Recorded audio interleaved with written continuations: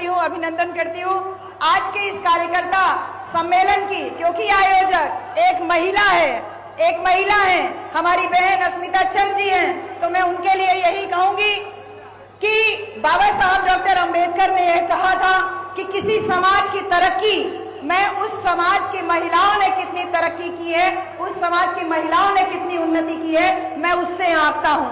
और आज मुझे इस बात का बहुत गर्व महसूस हो रहा है कि समाज की एक बेटी बाबा साहब के संविधान पे चल करके आज इस कार्यक्रम के मुख्य संयोजक के रूप में हम सबके बीच में बैठी है। और ये इतिहास भी रहा है कि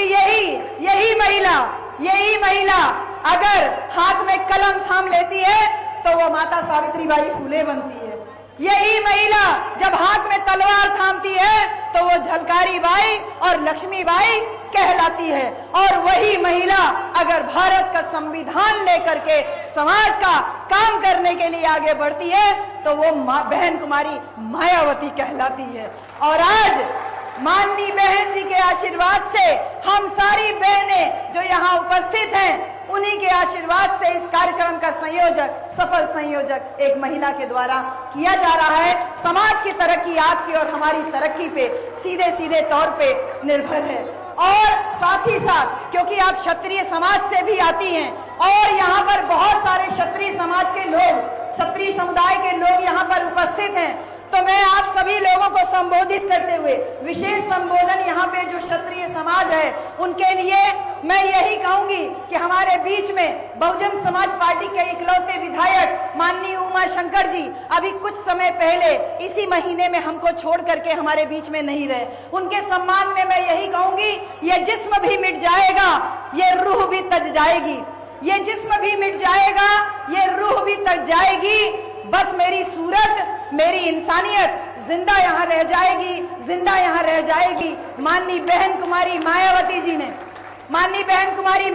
जी ने माननीय उमा शंकर जी को श्रद्धांजलि देते हुए न केवल क्षत्रिय समाज के वो थे, न केवल उनको अकेले, बल्कि यहाँ तमाम जो क्षत्रिय समाज के भाई और बहन मौजूद हैं, आप लोगों के ऊपर वो पूरी जिम्मेदारी के साथ में माननीय बहन जी ने ये कहा था कि मेरा एक भाई था, भाई तो बहुत लोगों ने बंधवाई, भाई तो बहुत थे। ये मेरी माननीय बहन जी का बहुत भावुक अपील था, वो स्पेशली समस्त क्षत्रिय समुदाय के लिए है। जब माननीय बहन जी ये कह रही हैं कि भाई तो बहुत थे लेकिन सारे भाई चले गए शेड्यूल कास्ट को छोड़कर, सारे भाई चले गए शेड्यूल कास्ट को छोड़कर, सिर्फ मेरा भाई उमा शंकर रह गया। आज वो भाई भी मेरे साथ में नहीं रहा। तो मेरी अस्मिता चंद बहन, मेरा भाई तो चला गया, मेरा एक भाई तो चला गया, मेरा एक क्षत्रिय भाई तो चला गया, लेकिन मेरे लाखों, मेरे हजारों जो क्षत्रिय भाई यहाँ पर मौजूद हैं, आप कमर कस लीजिए कि अपनी बहन को अकेला नहीं छोड़ेंगे, अपनी बहन को अकेला नहीं छोड़ेंगे, अपनी माननीय बहन जी के आदेशों का पालन करेंगे। क्योंकि ये जान लीजिए, क्षत्रिय समाज का ये इतिहास रहा है, धर्म रहा है। क्षत्रिय का धर्म है रक्षा करना, क्षत्रिय का धर्म केवल बुलडोजर चलाना नहीं है, बुलडोजर चलाना नहीं है क्षत्रिय का धर्म। समाज का, वंचितों का, पिछड़ों का, शोषितों का, मजलूमों का, उनके हक और अधिकारों की रक्षा करना, ये क्षत्रिय समुदाय का धर्म रहा है और इस धर्म को निभाया है। जब जब पिछड़े समाज के लोगों के हक अधिकार के लिए मंडल कमीशन मान्यवर कांशीराम साहब और माननीय बहन जी के दबाव में आकर के ही सही, लेकिन उसको लागू करने का काम किया, तो वो क्षत्रिय समुदाय के ही प्रधानमंत्री दिवंगत माननीय वीपी सिंह जी ही थे, जिन्होंने आपके हमारे हक अधिकार के लिए मंडल कमीशन की रिपोर्ट को लागू किया। इसके साथ ही साथ पिछड़ा वर्ग के लोगों के लिए जो आरक्षण लागू हुआ, उसमें भी मैं क्षत्रिय समाज के लोगों का धन्यवाद देना चाहती हूँ, क्योंकि उस समय हमारे शिक्षा मंत्री के रूप में माननीय अर्जुन सिंह जी, जो कि क्षत्रिय समाज से आते थे, उन्होंने ही ओबीसी आरक्षण को लागू करने का काम किया।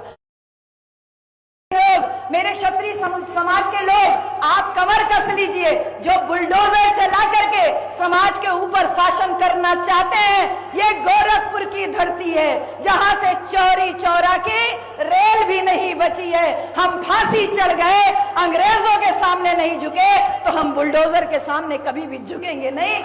हम निश्चित रूप से हम निश्चित रूप से क्षत्रिय समाज के लोग अगर एकजुट हो जाएं, अपनी वीरता, अपनी साहस का अगर परिचय दें, तो हम एक भाई अपने भाई उमा शंकर की कमी भी पूरी कर सकते हैं। और इसके साथ ही साथ न केवल चिल्लूपार विधानसभा बल्कि गोरखपुर की 9 विधानसभा जीत करके माननीय बहन जी को 5वीं बार मुख्यमंत्री बनाने में अपना सहयोग दे सकते हैं। मेरे भाई, मेरे क्षत्रिय समाज के भाई, बार बार मैं आप लोगों को क्षत्रिय समाज का इसलिए संबोधित कर रही हूं क्योंकि मेरी माननीय बहन जी ने एक भाई पे भरोसा किया था। वो केवल एक भाई पे भरोसा नहीं की वो था, वो पूरे क्षत्रिय समाज के ऊपर भरोसा था।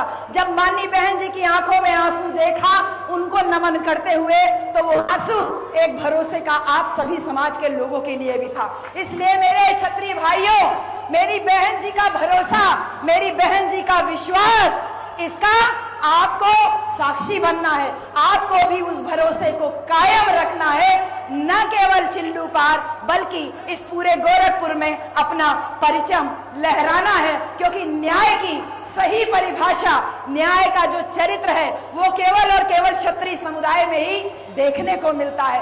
अब कोई एक व्यक्ति अगर गड़बड़ कर दे तो उसके लिए पूरे समाज को तो दोष नहीं दिया जा सकता ना। इसलिए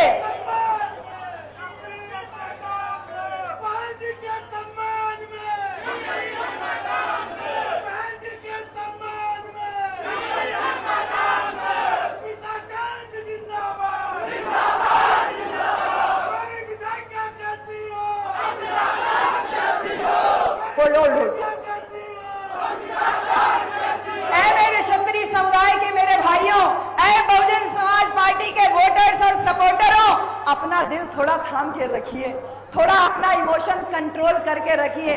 मेरे क्षत्रिय समाज के लोगों, ये हाथी के समान विशाल आपको समाज आज दिखाई दे रहा है। और जब भी क्षत्रिय समाज का किसी घर में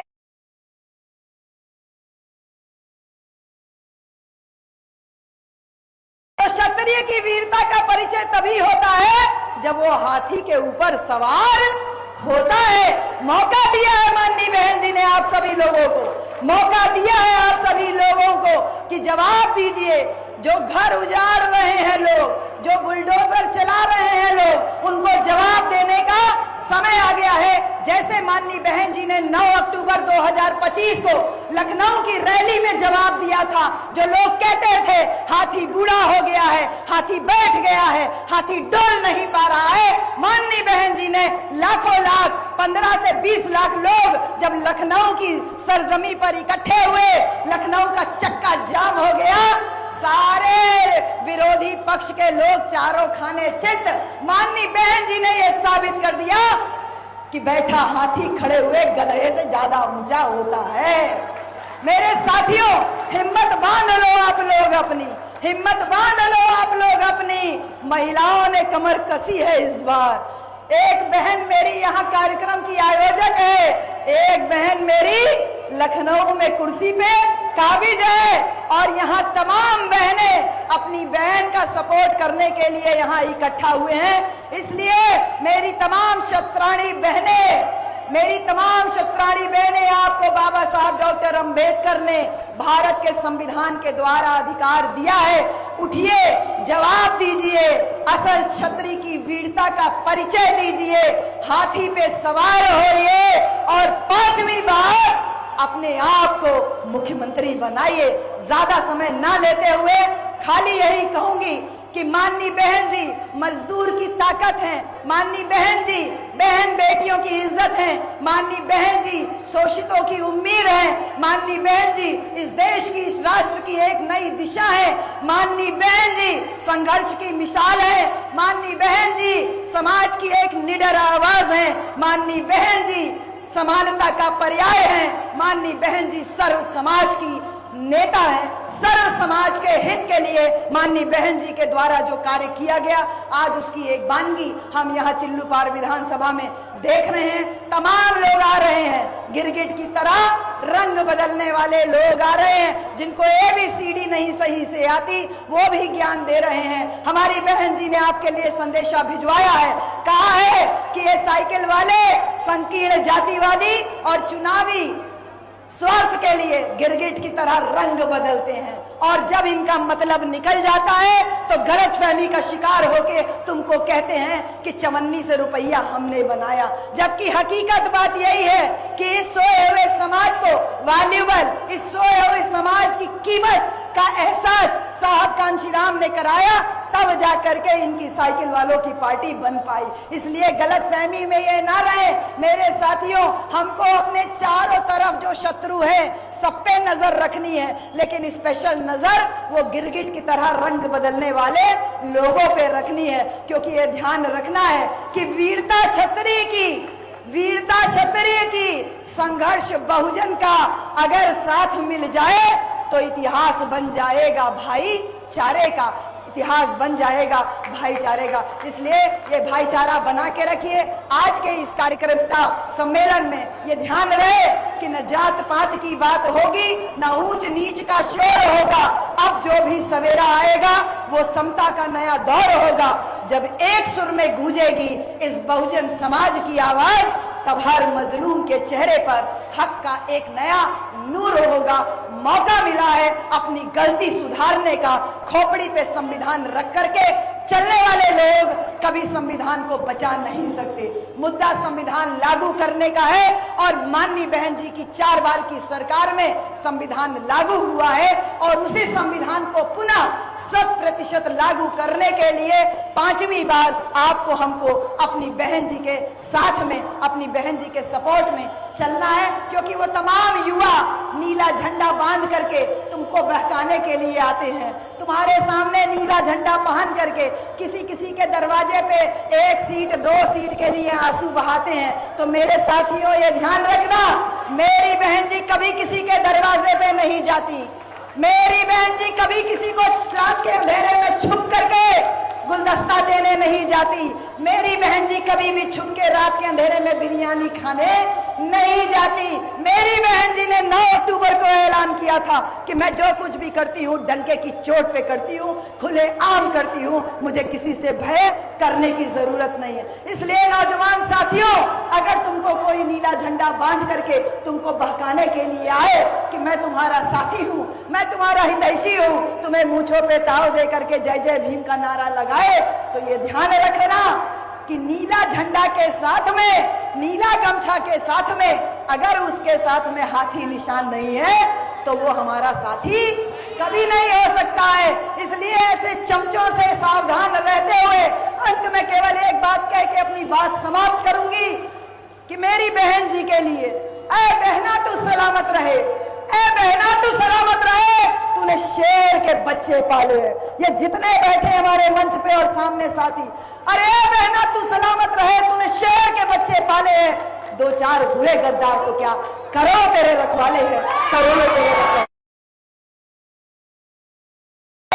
नीला झंडा, हाथी निशान का परचम पूरे गोरखपुर को नीलामय करके अपने ऊपर हुए जुल्म और अत्याचार का बदला लेते हुए अपने आप को 5वीं बार मुख्यमंत्री बनाए। समय ज्यादा हो रहा है, इस कार्यक्रम को आगे गति देते हुए मैं बहुत धन्यवाद करूंगी पूरी आयोजक टीम को, स्पेशल जो 3 दिन से यहाँ पर है, घर में कैजुअलिटी होने के बाद भी नहीं पहुंचे। हमारी बहन निशा भारती इतना शानदार गाती हो जितना हम लोग बोल भी नहीं पाते। तो स्पेशल धन्यवाद ऐसी बेटियों को। मैं तुमको बोलना भूल गई, वो बेटी जब माइक थामती है तो निशा भारती बन के आती है। बहुत सुंदर गा रही हो। ये गीत अपना केवल पार्टी और मिशन के लिए नहीं, समाज को जागरूक करने के लिए भी ये कारवां ऐसे ही चलाते रहो। पूरी आयोजक टीम को धन्यवाद।